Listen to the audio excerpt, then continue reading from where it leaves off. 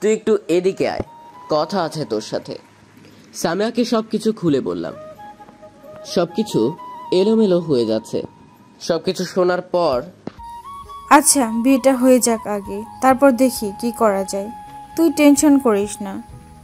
তুই কি করবি? তোর তো বিয়ে হয়ে গেলে চলে যেতে হবে, যা করার আমাকেই করতে হবে এখন। আর তা হয়তো ঠিক, কিন্তু বৃষ্টি হঠাৎ কোথায় গেল? কিছুই বলেনি তোকে? আরে বললে কি আর তোকে বলতাম? হঠাৎ এরকম করলো কেন কিছুই মাথায় আসতেছে না। টেনশন করিস না, কিছুই হয়নি, হয়তো ওর মায়ের কাছে গেছে। তোর কি মনে হয় আমি ওখানে গিয়েছিলাম না? সব জায়গায় দেখেছি কিন্তু কোথাও পাইনি। খুব টেনশন হচ্ছে আমার। তুই যা, তোর এখানে থাকাটা ঠিক হবে না, সবাই খারাপ ভাববে। আমি যাই রে, আর যা হই আমাকে জানাস। ওখান থেকে চলে আসতে যাব, আবার সামিয়া ডাক দিল। আদনান শোন, আরেকটা কথা। কি বল, কি কথা?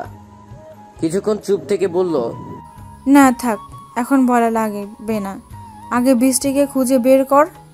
আর শোন, সাবধানে চলাফেরা করিস। মাথা নেড়ে বলে চলে আসলাম। কিছুক্ষণ সামিয়ার দিকে তাকিয়ে দেখলাম, মনে হলো আমাকে কিছু বলতে চায়, কিন্তু কেন জানি বলল না। এসব ভাবতে ভাবতে বাবাকে ফোন দিলাম। বাবাকে সব কিছু খুলে বললাম। এত কিছু হয়ে গেছে আর আমাকে জানাওনি এখনো? তুমি চিন্তা করো না, আমি দেখছি কি করা যায়। আবার খুঁজতে বেরোলাম। কেন জানি না খুব টেনশন হচ্ছে, কেন যেন একটা হারানোর ভয় কাজ করতেছে। এর আগে এত ভয় লাগেনি কখনো। ও বিকেল গড়িয়ে সন্ধ্যা হয়ে গেল, কোনো খোঁজ নেই, এখনো ফোনটা বন্ধ। বাধ্য হয়ে আবার চলে গেলাম সামিয়াদের বাড়িতে। দেখলাম বিয়েটা শেষের দিকে, আর কিছুক্ষণ পরে নাকি বরযাত্রী চলে যাবে। খুব ক্ষুধা লাগছিল, তাই কিছু না ভেবে খেয়ে নিলাম। সামিয়াকে শ্বশুর বাড়ি নিয়ে যাওয়ার পালা এখন। স্বাভাবিকভাবেই সবাই কান্না করতেছে, কিন্তু আমার চিন্তাটা অন্য ছিল। সামিয়াকে গাড়িতে তুলে চলে আসতে যাব, তখনই সামিয়া ডাক দিল। আদনান শোন, এই নে কাগজটা। হাতটা বাড়িয়ে কাগজটা নিলাম। অবাক হয়ে জিজ্ঞেস করলাম, কি এটা?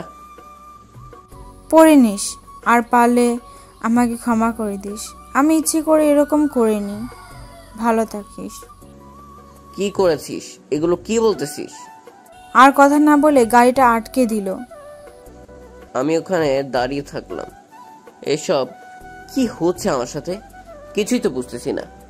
সামিয়াটা কি দিল? কি আছে এতে? আর ও এমন কি করেছে যার জন্য আমার কাছে ক্ষমা চাইল? আর কিছু না ভেবে তাড়াতাড়ি রুমে চলে গেলাম কাগজটা পড়ার জন্য। আর আর মেয়ের ধৈর্য সইছে না। কাগজটা খুলে দেখলাম, শুধু কিছু লাইন লেখা ছিল। চিঠিটা পড়ে বসে রইলাম। অনেকক্ষণ ভাবলাম আমি ওকে ভালোবাসতাম কিনা জানি না, তবে খুব কষ্ট হচ্ছে চিঠিটা পড়ে। আমি ওকে হারাতে চাইছিলাম না। ও যাই হোক, আমি তো হাসি মুখে মেনে নিয়েছিলাম। পরদিন সকালে বাড়িতে চলে আসলাম তানহাকে নিয়ে। বাবাকে সবকিছু জানিয়েছি, বাবাও কিছু বলল না। ধীরে ধীরে দিন বাড়তে লাগলো, তবে আমি ওকে খোঁজাটা বন্ধ করিনি। প্রতিদিনই ওকে খুঁজতাম, খুব মিস করতাম ওকে। দেখতে দেখতে 3 মাস কেটে গেল। এতদিনে নিজের কাজে মন দিয়েছি আবার। আপনাদের তো বলাই হয়নি আমি কি করি। আমি আদনান, সিআইডি অফিসার। তবে কথাটা শুধু বাবাই জানে, আর কেউ না। আর বিয়েটা বাবা ইচ্ছে করে দিয়েছিল, কারণ আমি বলেছিলাম বিয়েটা করব। যদিও এর মধ্যে অনেক কারণ আছে। আমি বৃষ্টিকে অনেক আগে থেকেই চিনতাম, কিন্তু ও আমাকে চিনত না। ও যে একটা মাফিয়া এটাও জানতাম। 1 মাসে অনেক স্মৃতি জড়িয়ে আছে আমার সাথে ওর, এখনো সেগুলো মনেই আছে। মাঝে মাঝে মনে হয় খারাপও লাগে। জানি না ওকে ভালোবেসে ফেলেছিলাম কিনা, তবে ওর সাথে আমি সারাটা জীবন কাটাতে চাইছিলাম। ধীরে ধীরে শর্ট আরো খারাপ হতে লাগলো। আগের চেয়ে খুন খারাপি, রেপ, ধর্ষণ সবকিছু বাড়তে লাগলো। অনেক চেষ্টা করেও কারো কোনো হদিশ মিলল না। ধীরে ধীরে আমার উপর কেমন যেন প্রেশার আসছিল। মনে হচ্ছে সব দায়িত্ব যেন আমার। সবকিছু মিলিয়ে যেন হেরে যাবার উপক্রম। তবুও হাল ছাড়িনি। আমাদের তো হাল ছাড়া চলবে না, কারণ আমাদের ভরসায় সাধারণ জনগণ বেঁচে আছে।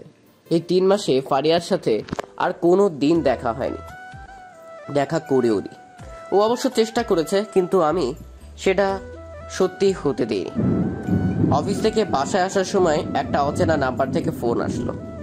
ফোনটা ধরে বুঝলাম এটা মেয়ের কণ্ঠ। হ্যালো, কে বলছেন? এত আগেই ভুলে গেলেন সিআইডি অফিসার আদনান? কণ্ঠ শুনে বুঝতে পারলাম বৃষ্টি। আবার বললাম, বৃষ্টি তুমি কেমন আছো? আর কোথায় তুমি? তোমাকে আমি কত খুঁজেছি। ভালো। আরে থাম, ধীরে ধীরে বল। সব প্রশ্নের উত্তর একসাথে দেওয়া যায় নাকি? এভাবে কথা বলছো কেন? তুই তো করে করতেছো কেন? কোথায় তুমি? একবার শুধু বলো, আমি এখনই আসতেছি। এসে কি করবি? গ্রেফতার করবি আমাকে? কি মনে করেছিলি তুই? তুই সিআইডি অফিসার? এটা আমি কোনোদিন জানতাম না। ভুল ভাবছিস, তোর ধারণা নেই আমার কতটা পাওয়ার। তুই জানিস আমি এখন কি করতে পারি? পাগলামি করো না প্লিজ। কোথায় আছো বলো, আমি এখনই আসতেছি। আর কিছু না বলে ফোনটা কেটে দিল। এখন আমার সবকিছু পরিষ্কার মনে হচ্ছে কেন সেদিন বৃষ্টি চলে গিয়েছিল। ও হয়তো জেনে গেছিল আমি সিআইডি অফিসার, কিন্তু কিভাবে জানবে? সম্ভবিত না। এইসব ভাবনা যেন আমাকে ঘুমোতে দিচ্ছে না।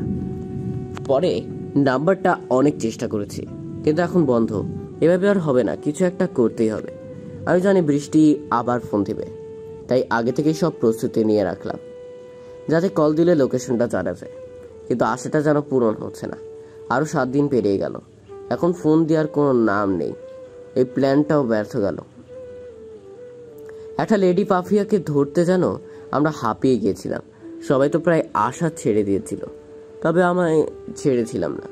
কারণ আমার কেন জানি না মনে হচ্ছে একটা কারণ তো পাবই, যেটার মাধ্যমে ওর কাছে পৌঁছাতে পারবো। পুরো সিস্টেম যেন ওর হাতে ছিল।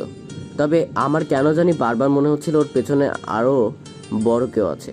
কারণ একটা মেয়ে কখনোই পুরো শহরকে হাতের মধ্যে রাখতে পারে না। অফিসে কাজ করতেছিলাম, হঠাৎ আমার একটা অচেনা নাম্বার থেকে ফোন আসলো। আসা মাত্র পুরো কল নাম্বার চালু হয়ে গেছে, কিন্তু ফোনটা ধরে নিরাশ হতে হলো। কারণ ফোনটা একটা মেয়ে করেছিল, সেটা বৃষ্টি না। তাই ফোনটা রাজীবকে দিলাম, আমার সহকারী। আমি বাইরে চলে গেলাম। একটু পর রাজীব বাহিরে আসলো।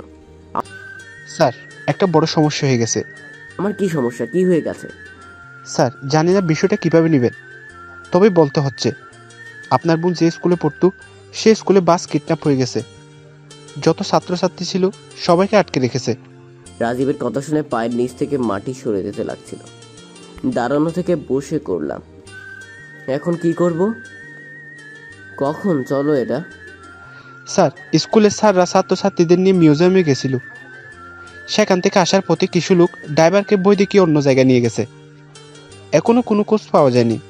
পুলিশ কিছুই করতে পারতেছে না, তাই আমাদেরকে ডাকা হয়েছে।